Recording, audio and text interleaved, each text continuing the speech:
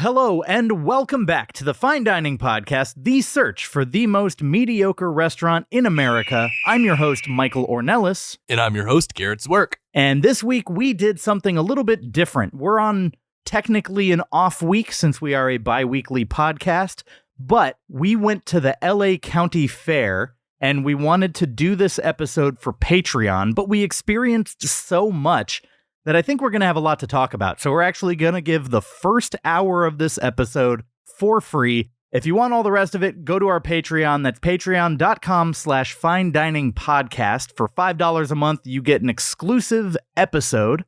You get our Yelp from Strangers segments uncut every single time. You have a direct line of communication to us. I don't know if that's a selling point. Don't you want more of us in your life? We're like a zoo exhibit, Garrett. You feel safe when there's glass in between. Don't get too close because... Don't make a feces throwing joke.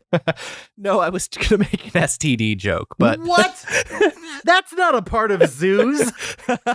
Okay, anyways. What kind of zoos are you going to? I am not going to the same type that you are, apparently. This is the show where we go to restaurants and evaluate them based on their atmosphere. Based on the service. And based on the food. Yum. And we do this often. We're always looking for different chains. We've gone to over 30 at this point. We've gone to so many different chains. Still haven't found the perfect 5.00 out of 10. No. The measuring stick of mediocrity. The litmus test against which you can compare all other restaurants to determine, are they better or worse than mediocre? This week, we went to the LA County Fair. We went to a place where it is just... deep fried. The entire place is deep fried. You literally have to walk through a wall of batter to even get in. There's just this protective layer. Protective is an inaccurate word. I don't know if anything is protected at the LA County Fair, but you slide on through this goo of grease trap fried dough, and you emerge inside of this embryonic state of chaos. And that's a really good way to put it. And carny and all those things. And boy, did we experience a lot of things. Fine dining party of two. We will tell you all about them, but in the meantime, our table is ready. Your table is ready, follow me. Have you tried our chicken breast? Serving pancakes and ribs, I recommend the spaghetti. We're here to satisfy, not to impress. Your table is ready, complimentary butter and bread. These walls have road signs, knick-knack, cowboy hat, good luck cat, autographed guitar, some crap from your city. Behold the tchotchke of mediocrity. Fine dining, just fine dining, fine dining. Two letters on the sign are shining, neon flickering, irregular timing. Identify the perfect five out of 10. Fine dining. Fine dining. First impressions. So we pull into a big fairground, and it almost feels like a Six Flags. There's a big awning, a huge parking lot, but we can't really see the fair. No. That's how massive the parking lot is, that you're really far away from the actual fairgrounds. We didn't even know where the fairgrounds were until we were like, oh, Ferris wheel. Okay. All I knew for certain up until we got to the entranceway was that this fair was sponsored by O'Reilly's Auto Parts. That's all I see. We came with a group of 4, and then it later became a group of 6, and Aubrey, your girlfriend, made us turn back as we got to the entrance because she had weapons on her. She had self-defense stuff. This is the second time this has happened in 2 weeks. Really? Yes. We went to Warner Brothers the other week, and we park, we go through the entire structure, we get up there, and then she's like, oh, wait, I've got a knife and a taser. She's a dangerous woman, ready to fight for her own at the LA County Fair. So we go in. No tasers are allowed at the LA County Fair. No tasers are allowed. So we turn back, try it all again, get to the front entranceway, and all there is just a stand for mobility help. If you want a scooter, you can pay $65. I almost bought a scooter. Honestly, with the way this whole experience went, you probably could have used it. I fully regret not getting a scooter, but come on, $65 for a scooter? Yeah, you were physically just gone at the end of this whole experience. By the end of it, I was literally almost requiring a wheelchair to get back to the car. It's not an exaggeration. You were depleted. And then the other thing they had at the front was they take your photo and then they give you a little claim number and they ask if you want to claim it later, which we did. We didn't even check them at the end. I feel like we took enough pictures. You know what else we got in addition to the claim ticket? What? A very handy piece of information, which we'll talk about in service later. Oh, yeah. A helpful hint.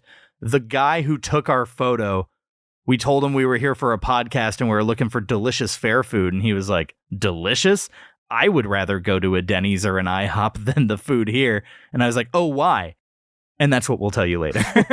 But yikes. Yeah, there's a lot of yikes here. First big yikes. We walk in, we go underneath this underground tunnel. We emerge on the other side. Garrett, true to form, needs to use the restroom.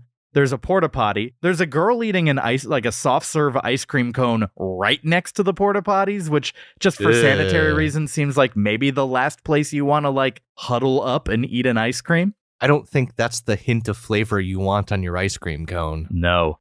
But you really struggled. They had a little hand washing station that looked like something you would craft in Tears of the Kingdom.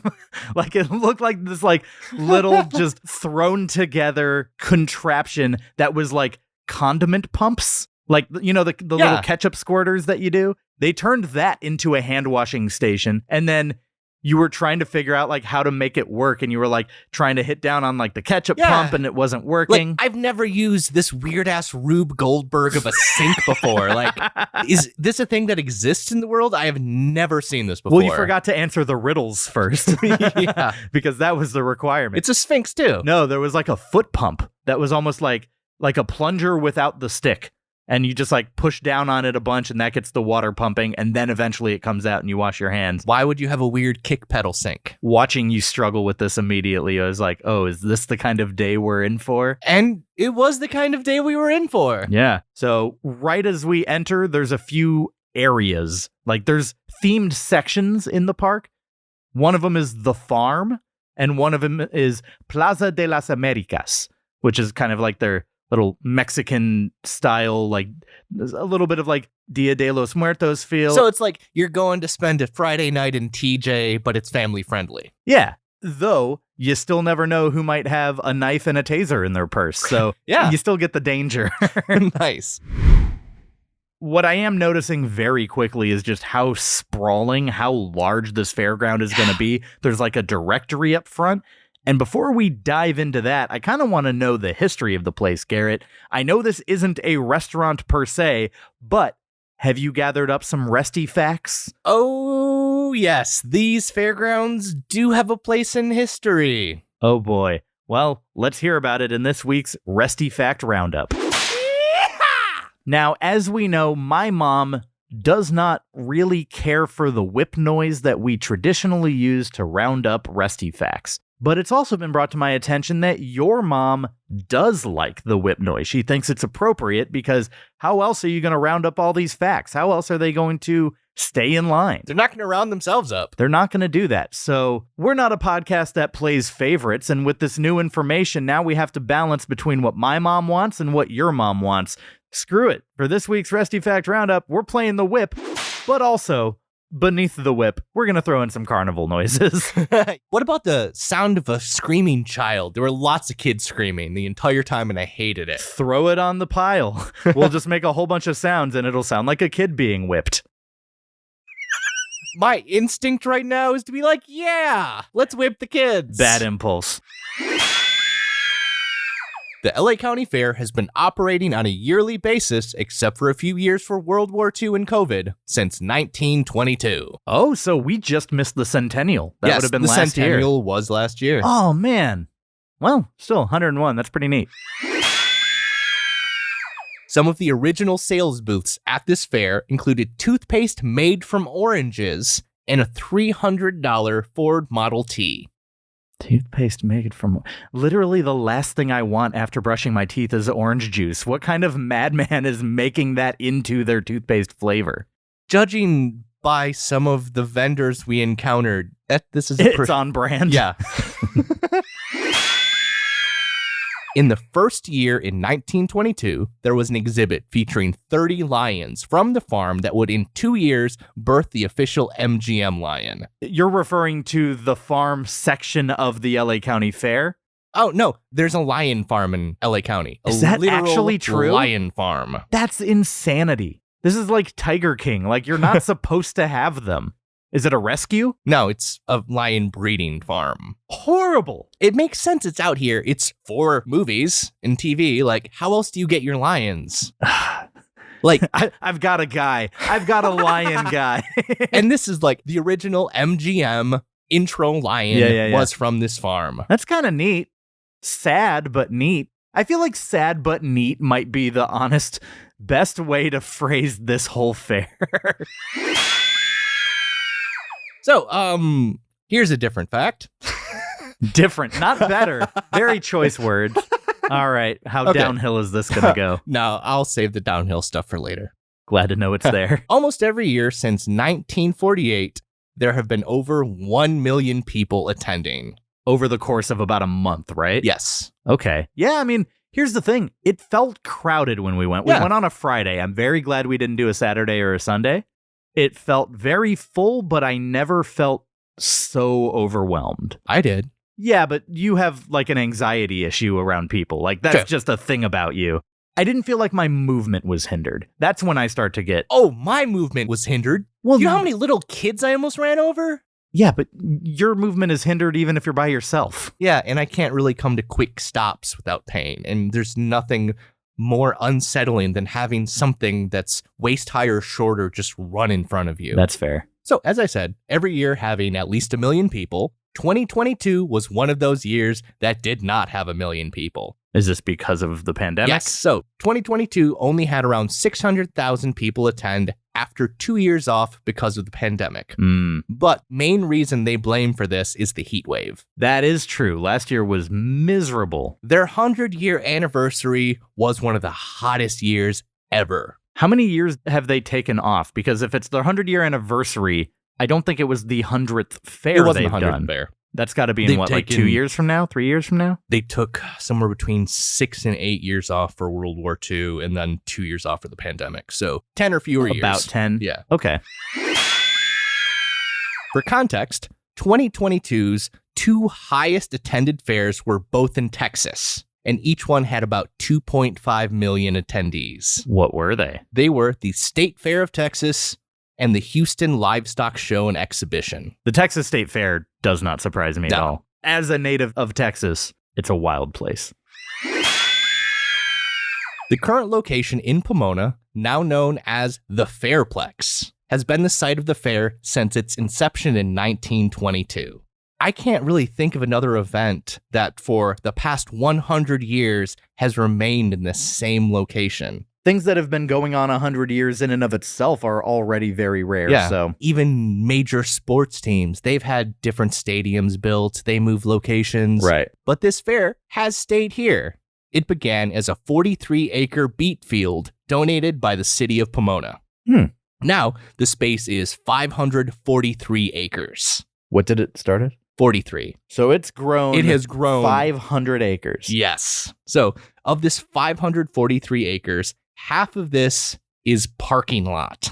Really? Yes. I mean, yeah, I see it. And it has space for 30,000 vehicles. That's so much. Additionally, there are 325,000 square feet of indoor convention space, 12 acres of carnival grounds, a quarter-mile drag strip auto racetrack. There's a literal drag strip there. There's also a fully functional farm and a 244-room hotel that opened up in 1992. It's just one of the many big buildings there. Yeah. Big building wouldn't necessarily stand out. But yeah, this place was so sprawling that I'm honestly not surprised that I didn't notice some of these things.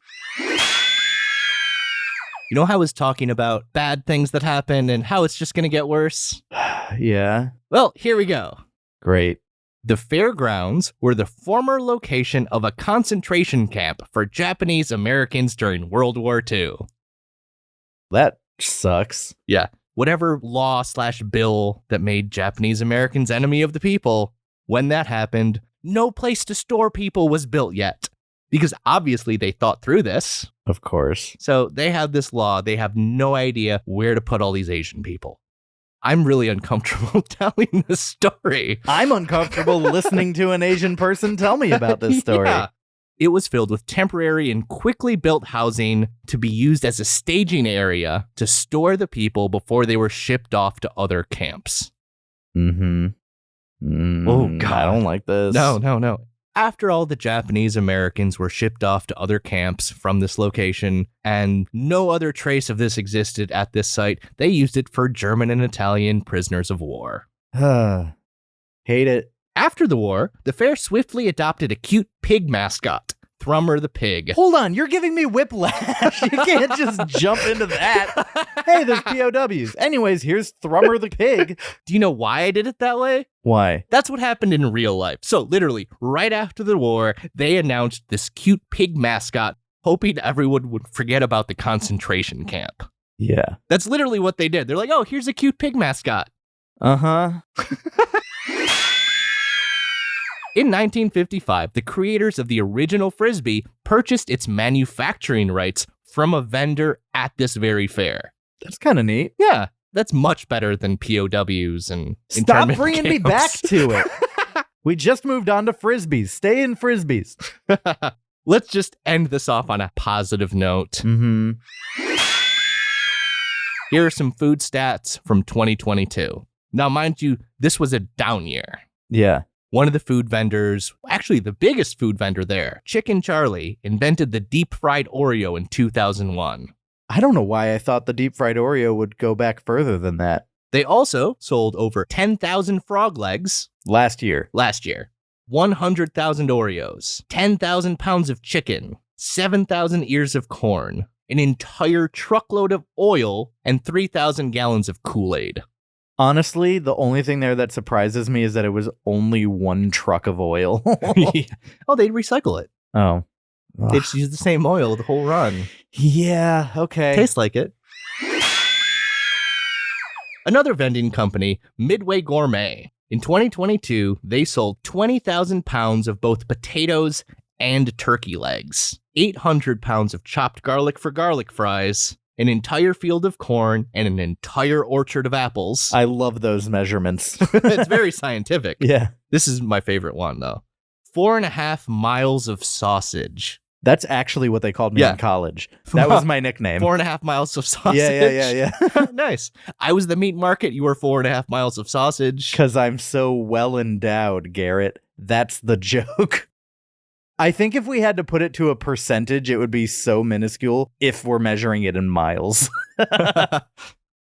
Let's do some math. How many feet are in a mile? I mean, we're not measuring in feet either. There are 5,280 feet in a mile. So that means my is 1/10,560th of a mile. Oh, God. Well, 2 more food facts. They used 10,000 pounds of sugar and 10,000 pounds of popcorn. and their kettle corn tastes like it. Yeah. So, yeah, after learning that and the size of your member in miles, that's been your Resty Facts for this That's week. been Resty Fact Roundup, baby. Atmosphere. So there's just so much to take in here, and there's no way we're seeing it all. But we covered quite a bit of ground, I thought. Many, many, many acres of ground. And we saw some weird stuff. First of all, the vibe of this place, it's just very carny. Everything you're seeing is kind of decorated, big, bright signs, lots of neon, lots of over-the-top signage. It feels like a staple that you can only get here or at a fair. Yeah, fairs and carnivals have this extremely gaudy, ostentatious, super flashy, lighted signage. And I'm going to be honest, I love it. I really love it. It's so tacky, but the opportunity to, like, I love a good sign. I mean, we've got the tchotchke of mediocrity, which is super gaudy, our little scoreboard that tracks all our restaurants. So that speaks my language. Right off the bat, there's a semi-racist looking Asian guy. It is a caricature of an Asian guy, which is, Yeah, it's a literal hand-drawn stereotype. So naturally, you felt the need to get your face in a little cutout wooden thing that has artwork, and you stick your face in, and Oh yeah, like, I want to be the dude with the rice hat. and you were. So that was just Eddie's Asian-inspired cuisine, and there's just a picture of you with the rice hat and chopsticks, and I was just like, well, that feels like a hat on a hat. Lots of big signs like that. The first one that really grabbed my attention, just a big, flashing, lit-up Australian battered potatoes. Oh yeah. Which we ended up eating. We'll talk about later when we get to food. The first thing I noticed was the smell. Not the smell of the food, the smell of the animals. We did walk in by the barn. Yeah, I just get this big whiff of barnyard the second I walk in. Which I would almost say my biggest regret, honestly, is that we didn't go into the big red barn. They had like cows, pigs, they had all sorts of stuff. And I think I just wanted to get into the fair, and it was so close to the front that I was like, we'll work our way back. And by the end, it was just too much. We didn't have the energy. We did a lot. We were there 11 and a half hours. Yeah. And they're only open 12. So we covered as much ground as we could. We did as much as we can. Also, another thing that was happening there, there are all these kids just everywhere, running around, coming up to you. They're not like, excuse me, sir, could you spare a nickel? Yeah, no, they do all that stuff without the words. All of a sudden, there's this ankle biter standing in front of you, and you have to either stop or move so you don't just bowl this thing over. Thing. Yeah, okay. You should acknowledge their personhood, Garrett. Something that was funny, there was an entire building dedicated for lost children. Well, of course there is. I mean, there's bound to be a lost child or two every day at these fairs. Are there enough to build an entire building to house them? Well, it's not housing. How do you know they don't live there? What happens to the child if it's not It's claimed? a place for the kid to be like kept safe while the parent treks back. The parents need a place of reference. How else do you get more future carnies? Don't you just take the lost kids and you're like, Put them you're to one work. of us now. Put them to work. Hey, kid, you want to learn how to juggle? Because you all know carnies don't reproduce. No, lost kids just drift into the lifestyle of carny. Yeah, what amused me is right next to this building for lost children, there was like a t-shirt stand that had clothes for kids, but they were so not for kids. Like, my favorite was just, imagine a shirt the size that would fit like a 5-year-old girl, and on it, in like that tattoo font, just says white girl. Yes.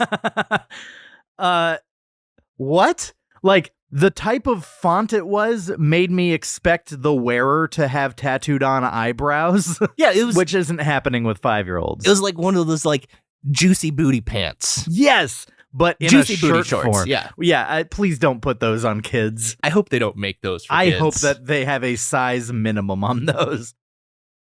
But no.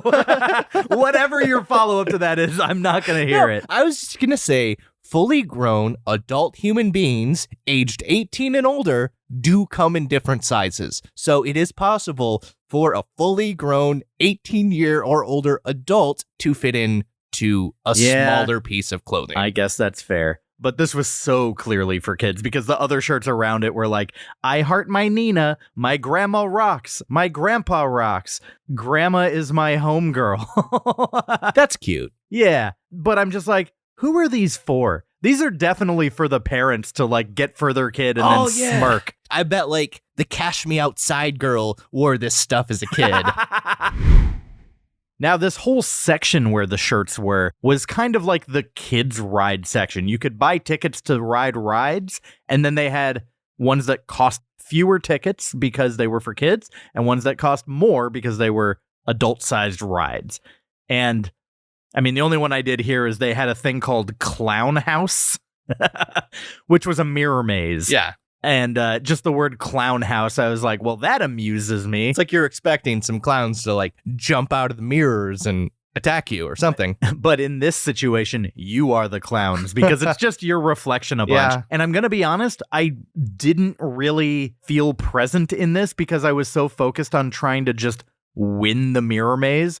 My head was straight down because I realized that if I look at the creases on the floor tiles, I could tell which ones had mirrors on them and which ones didn't. So I managed to navigate this thing perfectly without ever bumping into the wall, while Steven's, a few steps in front of me just bumping into the wall constantly. So you optimized all the fun out of it. I managed to optimize the clown house.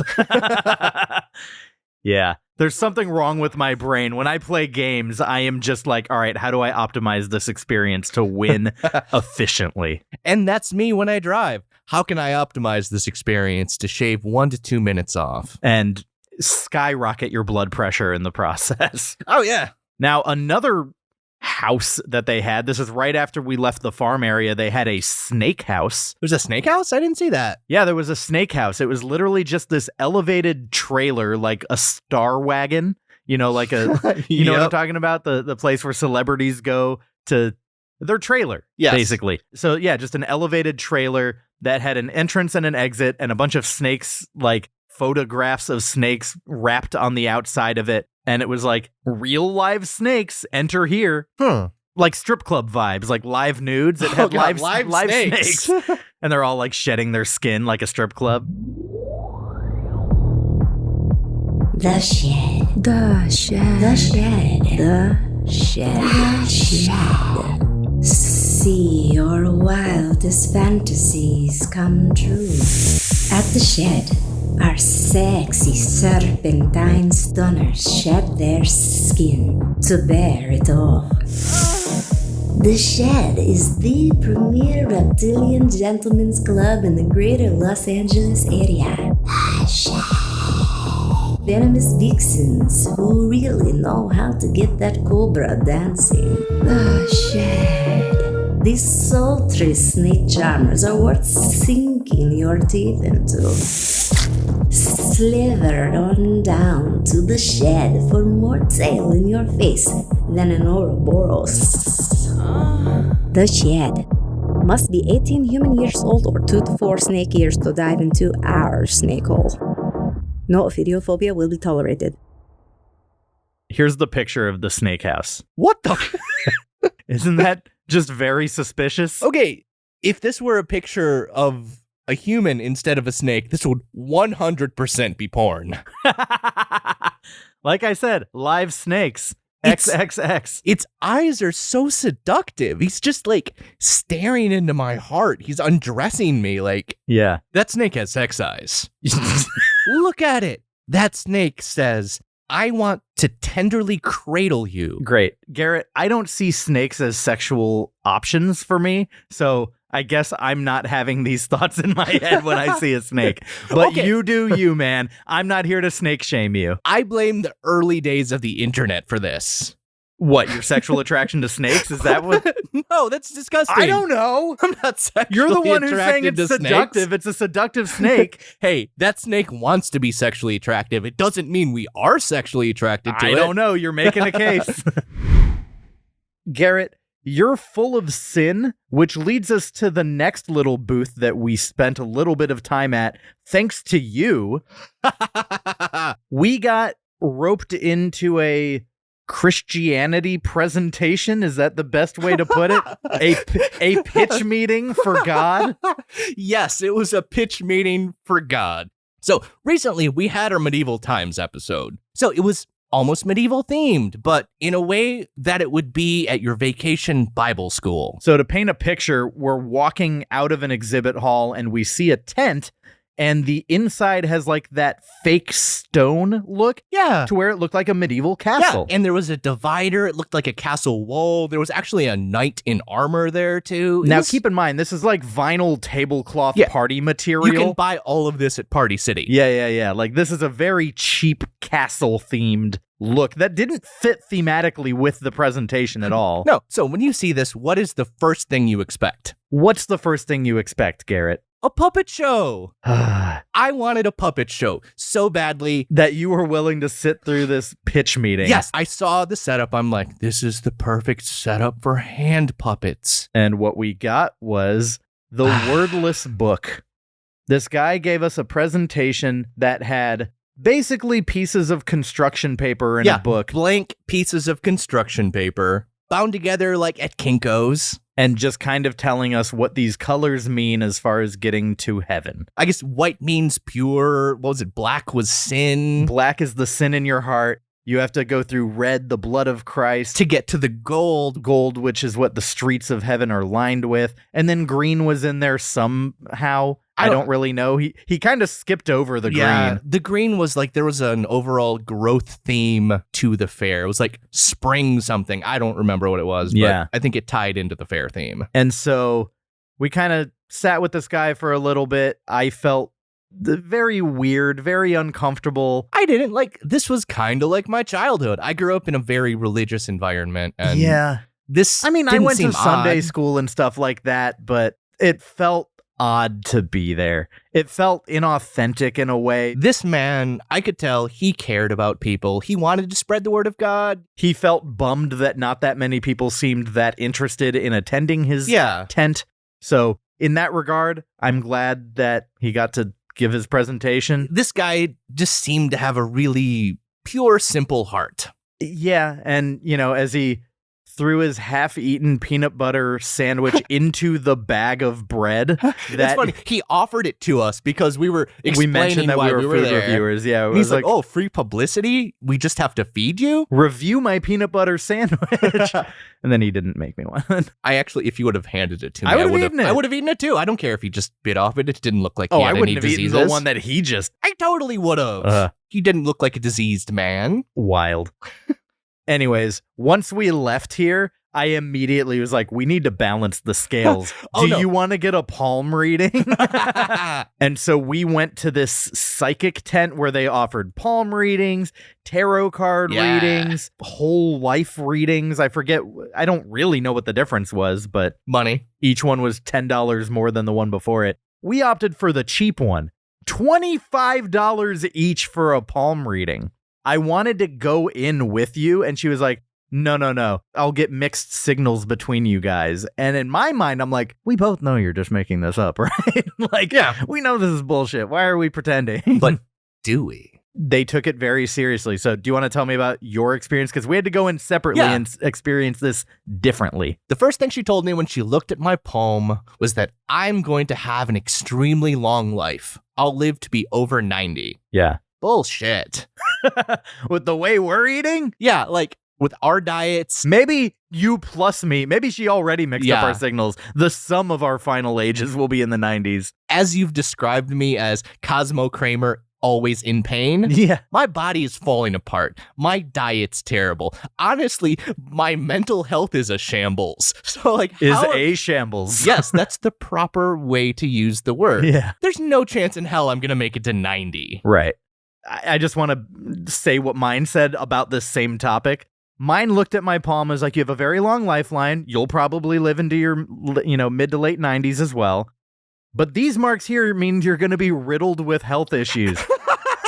Diabetes, heart disease, cancers. But all these things can be managed if you go see a doctor once every year and get checkups. So just make sure you do that and you'll be fine.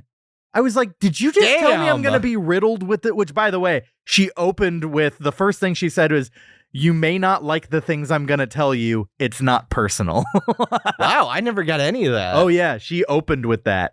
And then, overall said some very good things. Anyways, continue. So she went from the length of my life down to my wrist where there were some swirly lines. I don't know. She described it in a way that I have no idea.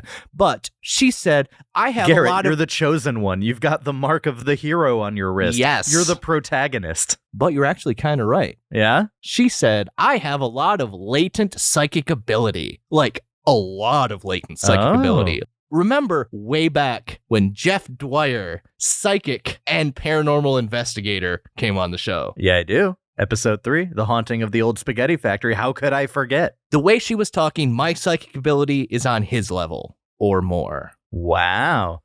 So you form attachments and stuff like that, Yeah. and you know how to And talk to she's the like, undead. you have a lot of deja vu experiences. Do you? Maybe I do. I think it's just because a lot of the times I'm stressed and I dissociate. That's what I actually think it is. But Yeah. yeah, it could be that. Because apparently I've had many past lives. And I am saddled with knowing this version of you. This is the most evolved version of me that's existed. This is your Blastoise form. Oh, God. Also, she said I'm a very empathetic individual, which I actually am. I do feel and adopt the emotions of those around me. I just don't always care. That sounds like you. She basically said, I have too many friends. I do too many things, and I have way too many toxic people in my life. You don't have many people in your life I know, at all. Exactly. You're one of the most selective people I've ever met in terms of like who you'll spend time with. Exactly. It's like she was saying that, oh, I'm about to go and cut out a lot of toxic people in my life. No, she accurately described my early 20s. Right. Yeah, when I had a crap ton of toxic people in my life. That or I'm so toxic for you that I account for multiple. Yeah, you're just like a dozen people worth of toxicity. Yeah. Also, I bet she tells everyone this. Mhm. 2023 is my year for financial success. I got told that too, and we had different ladies. But yeah, she was like, what do you do for work? I was like, I do a podcast. She was like, keep doing that. And I was like, I mean, I plan to, but lucrative? I don't know. Yeah, like she made it sound like we're about to make a bunch of money doing this. Well, you can get the second half of this episode exclusively on our Patreon. That was basically the gist of it. I'm going to be a long living, empathetic, psychic rich Hold on, man. but what about your love life? Oh, yeah. Okay. This was weird, too. She said, I don't have any luck in my love life. I have too many one-night stands. Those are not good for me. I shouldn't do that with my type of personality. And you've been in a relationship for what, 10 years-ish? 12 years. 12 years. And to be fair, she did, again, accurately describe my early 20s right. when, yeah, I wasn't good with love. Garrett, are you a ghost? Are you like a Sixth Sense sort of situation where like I know you and think you're in your 30s and you don't realize that you've been dead? Yes. And you think you've been aging, but you're really walking around as your old form? I don't know. Do I look like a man slut to you? I don't give How off. do I answer this? With your hair down? Yes. How does having my hair down make me look like a man slut? When you have your hair down, you look like the type of guy who just is like, do you need a massage? Like, you'll just walk up to someone unsolicited and be like, do you need a massage? And then you like just put your thumbs on them and then it leads to things. With your hair down, that's the vibe I get. I'm not saying that is you. I'm just saying I can see how that appearance would give off that vibe. You look like you would have just a bottle of lotion in a fanny pack that you carry around. Yeah. Do I look like the type of person that has a sex toy drawer? Yes. Absolutely. Abso-freaking-lutely. And like the ones that are kind of like lame, like starter sex toys, like, ooh, a feather. Ooh, a kinky dice. Like, you know, stuff like Yeah. that where it's like, ooh, let's spice it up.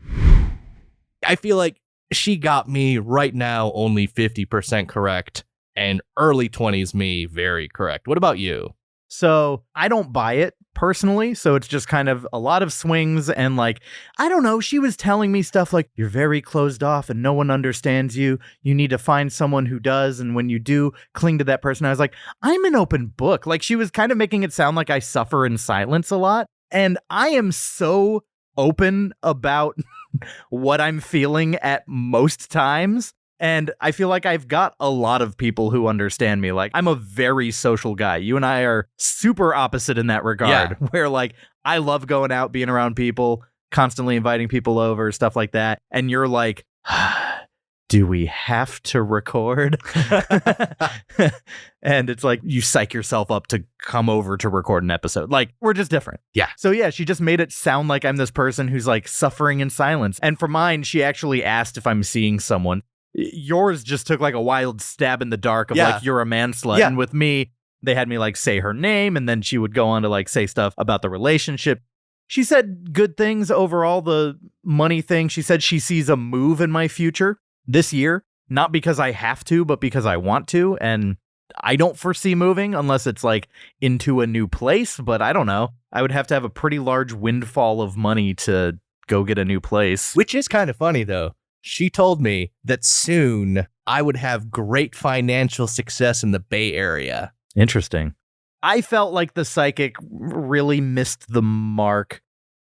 Said some vague things, said some stuff that tapped into my hopes. So I want to say that she's right. Like, I want this podcast to be my sole source of income and be the thing that I can really devote my time to. Because I'm loving doing this thing. And having a psychic kind of reinforce that pursuit, it feels nice, but that doesn't mean she's right. No, she reminded me of like that drunk guy at the college party that's just trying to connect with girl. Oh yeah, so you're a Virgo? Hey, do you want a massage? The last thing the psychic told me was that this would be a year of change and stability. Those are opposites. Yeah.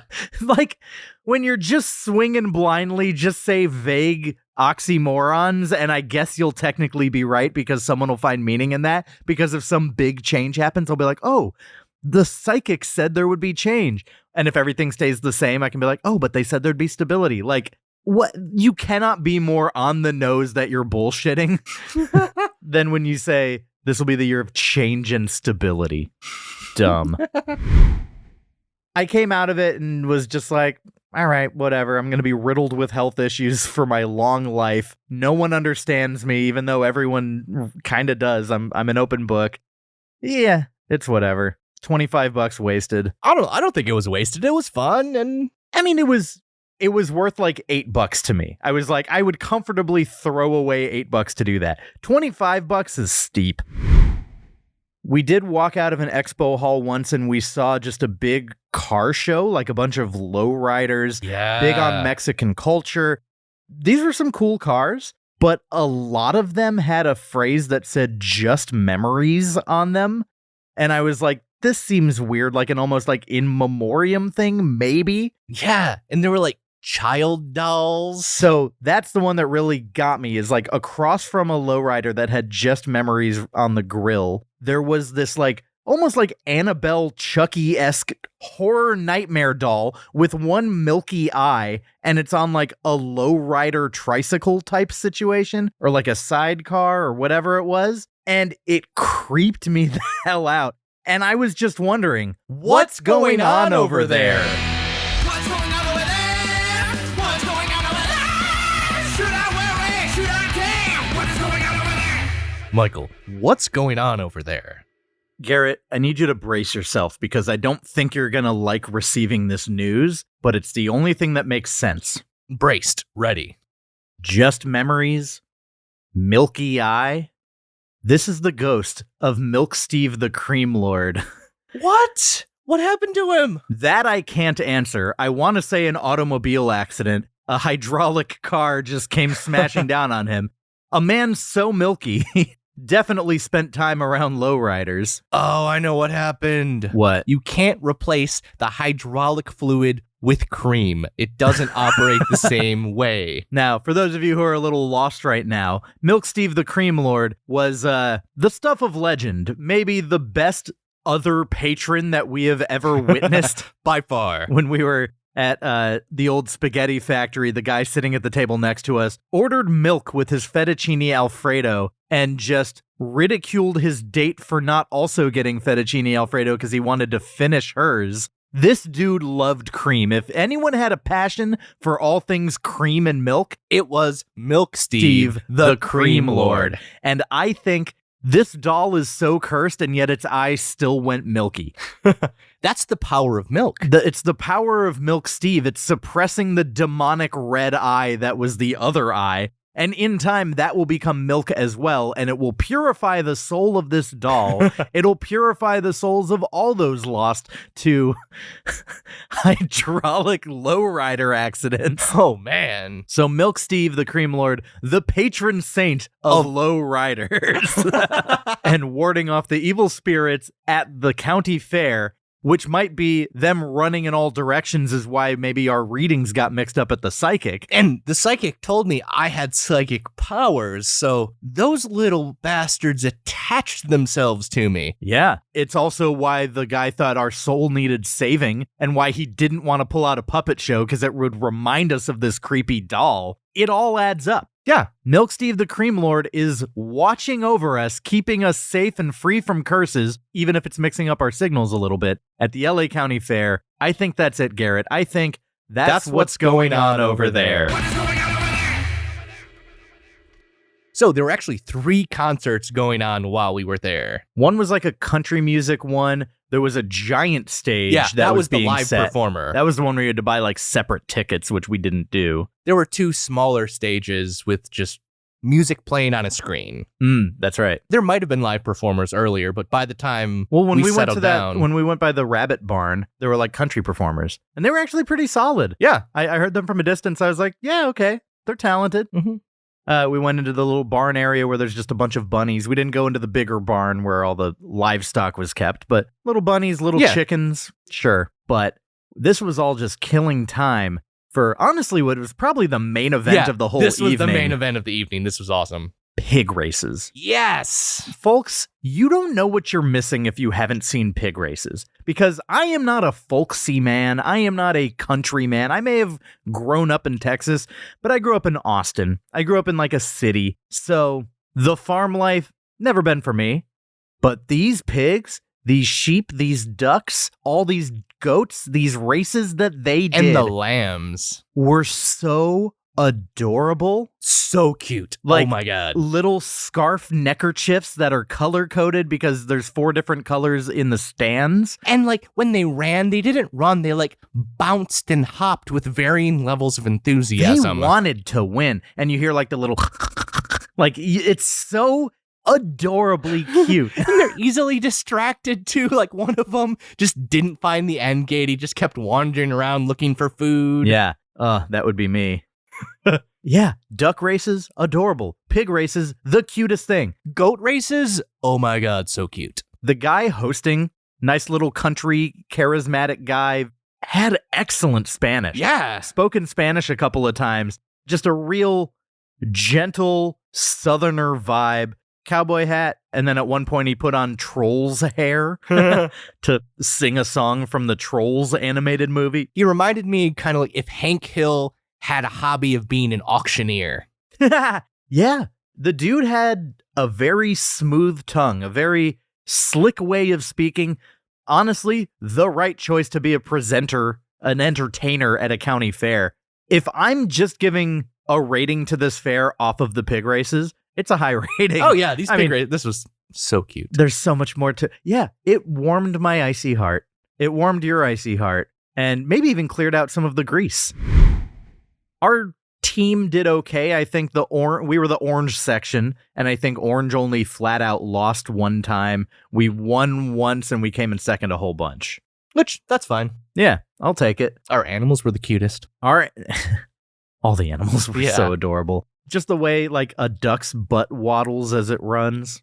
Now, right outside the pig racing section, there was a place to get your face painted, which I was hell-bent on doing. But then I realized there's only one person working, and there was a line of, like, 3 other kids in front of me. But I totally wanted to get, like, a panda bear on half my face from the beard up. Yeah, they were so little, you could have easily pushed them out of the way. Again, Garrett, not how society works. I noticed as the day went on, it got darker out. The crowd increased in size just a little bit. The music got louder and louder and louder. It also may have been your tolerance for music weakened. Possibly that too, but by the time evening rolled around, it was just unbearably loud. It was for people who have a problem with like overstimulation with noise, I can understand how that would be a panic-inducing atmosphere.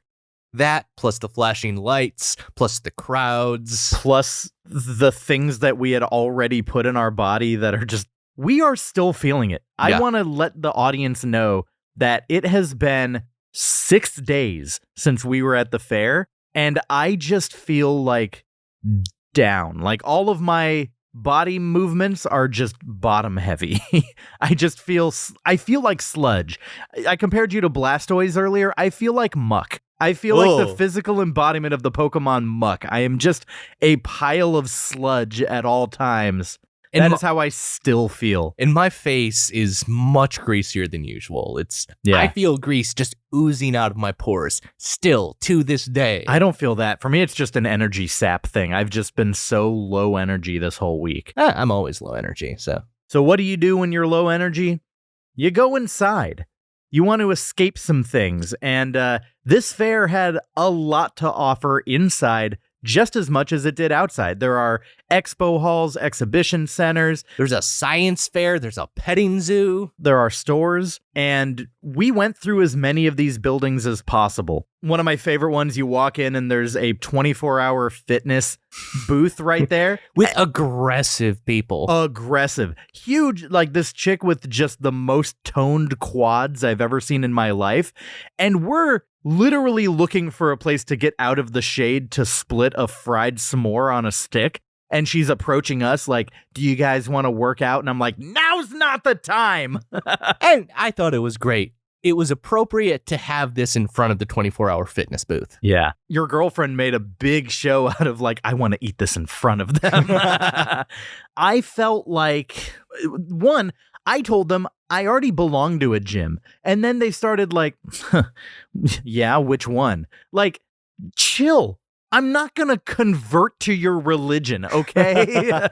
I didn't come into this experience to change, okay? It's the year of stability. But you know why they were so aggressive, though. Because they saw the fried s'more on a stick? No, they're all on steroids. Oh, that's true. Look at them. They did have roid energy. Okay, how can any human naturally achieve the bodies that we saw?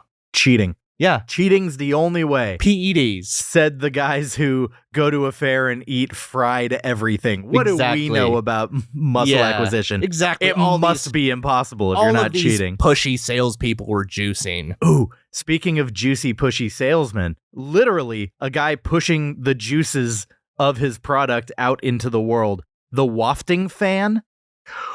We went and got hot sauces, right? There was a hot sauce stand.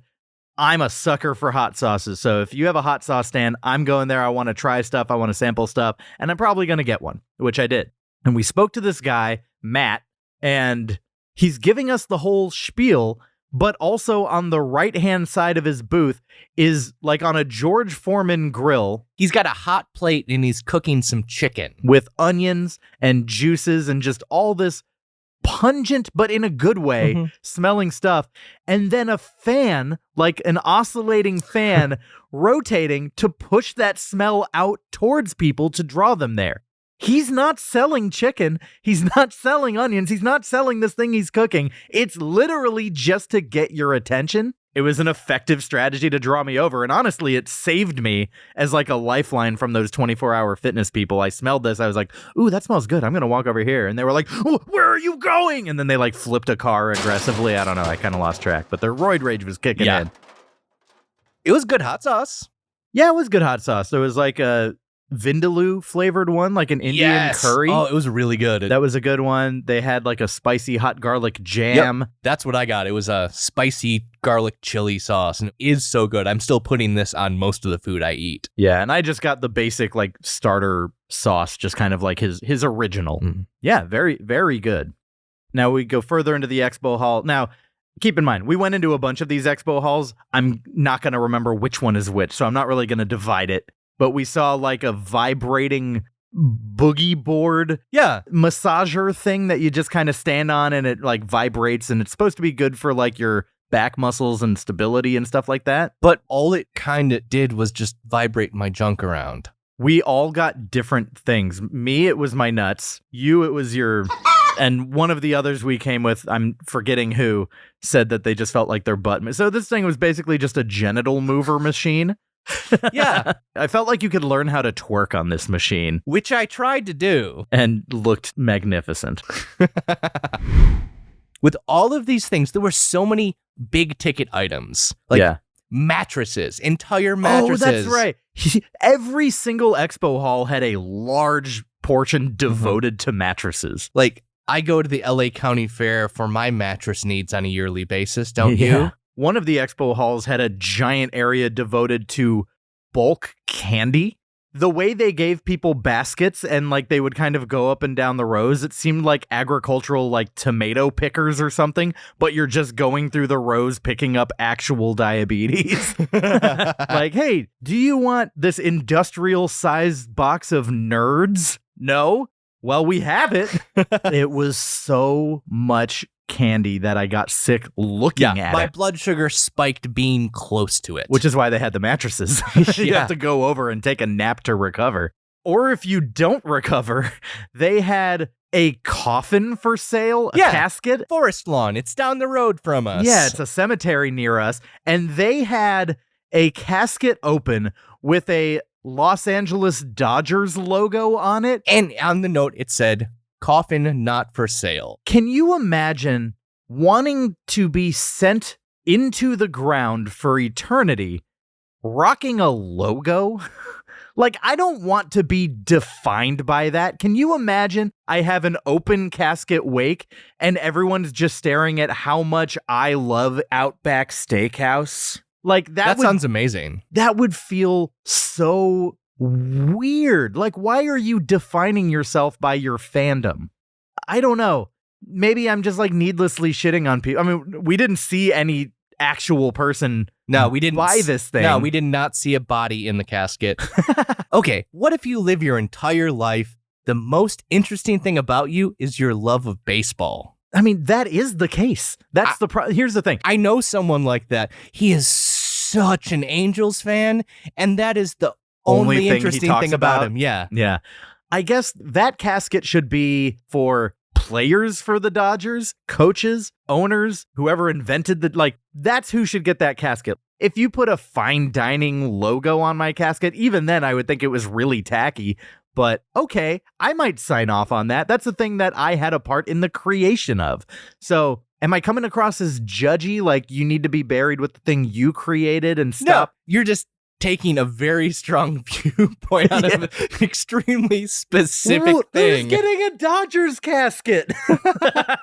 A Dodgers fan? I know. I very much gathered that, but it's just, I don't know. It just seems a certain way to me. The thing that seemed a certain way to me was the conversation I had with this woman. Yeah. So I kind of want to know, why do you have a booth at the county fair? Yeah. So I pretty much asked her just that. And she... Like, do you sell a lot of burial plots here? She explained to me the importance of locking in the price and planning for your eventual demise.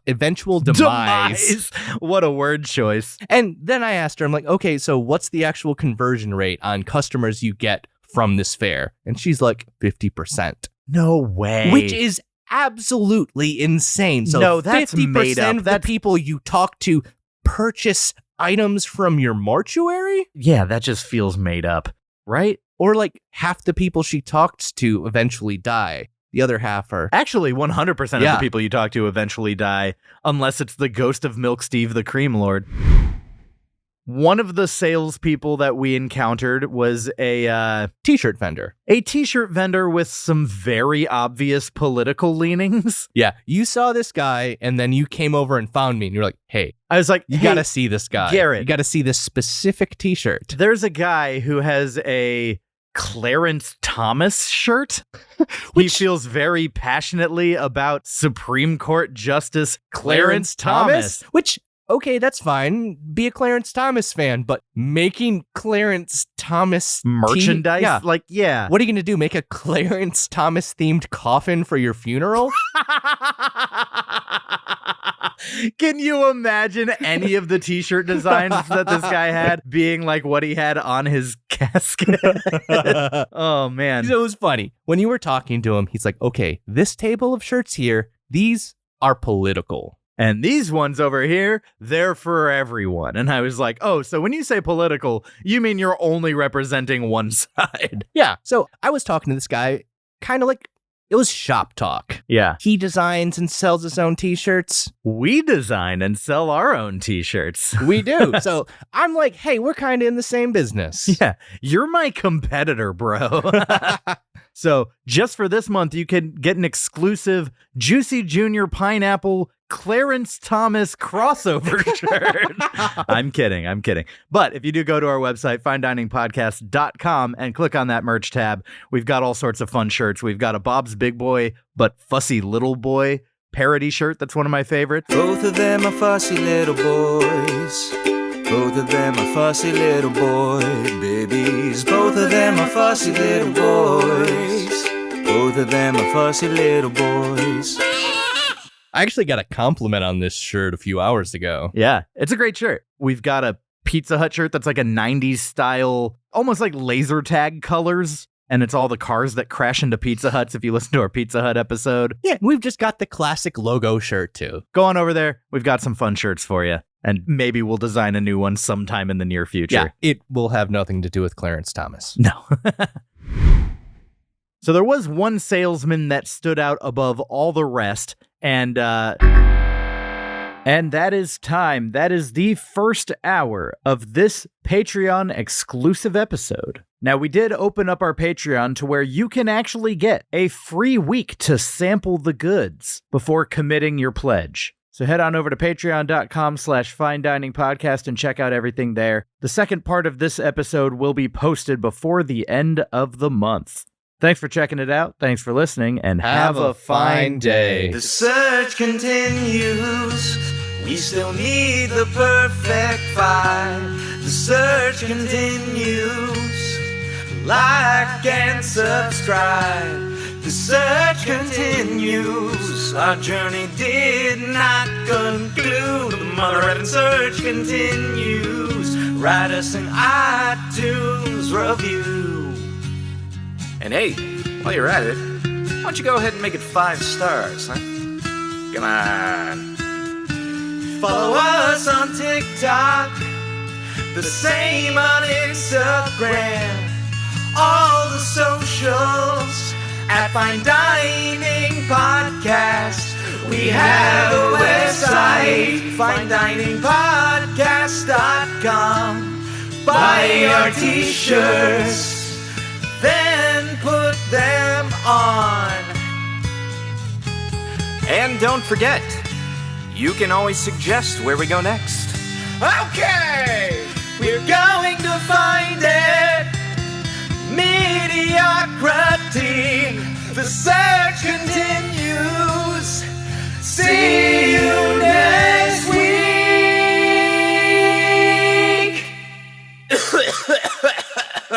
Hurt my throat a little. Have a fine day.